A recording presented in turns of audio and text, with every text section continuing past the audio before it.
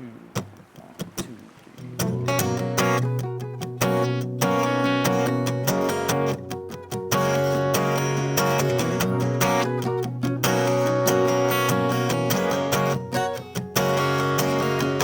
She's got a shot glass set from the Sistine Chapel.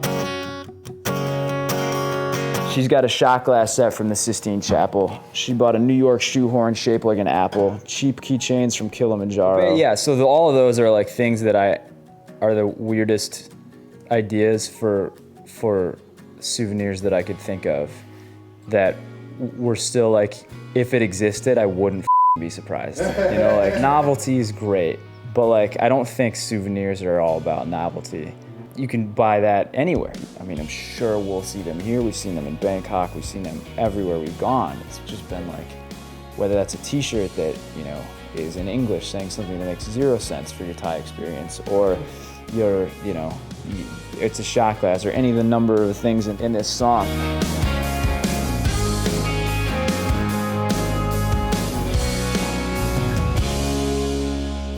When I was thinking of the idea, this is more for the purchases of souvenirs as literally memorabilia.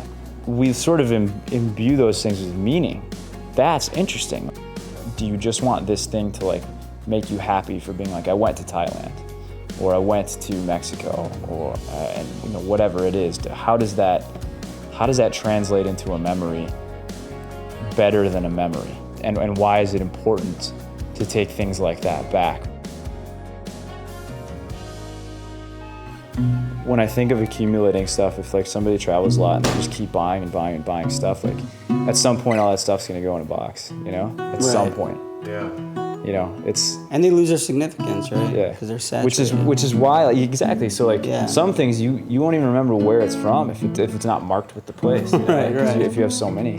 I'm actually genuinely interested in like what does that do for somebody? Like, why do they like the process of doing it? It's interesting. What's cooler to me is like, way cooler to me is like, I found this rock on a beach when I saw like the most beautiful sunset I've ever seen in my life.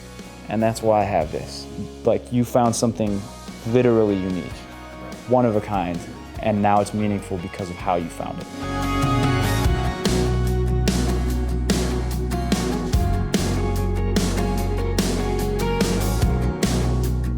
You know, I remember traveling as a kid, traveling as a 5-year-old, when of course I wasn't buying souvenirs, I wasn't worried about that kind of thing.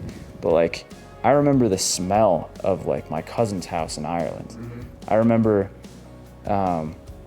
the feel of putting like boots on because they had a dairy farm and going out in the mud and what that felt like. I know exactly what that feels like still, and that was 25 years ago. So it's, yeah, where it's like, I'll buy a shot glass if I need a shot glass. Am I gonna remember anything about this? Am I gonna feel anything about this experience?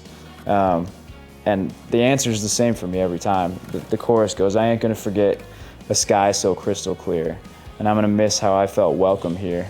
I can't ship home the cobblestones or how I faced my fear, but I sure as hell don't need no souvenir. And that's kind of where the experience over like an object is for me. Focus on what things look like, focus on like what things taste like, focus on how I do at least, like I try to take everything in, and in doing that, like there's no way I'll remember, or there's no way I'll forget most of that stuff. The images that I have in here, I absolutely don't need an object to give me that. Like, they are burned in there. I'll have a bunch of things that are so visceral that I will always take that with me.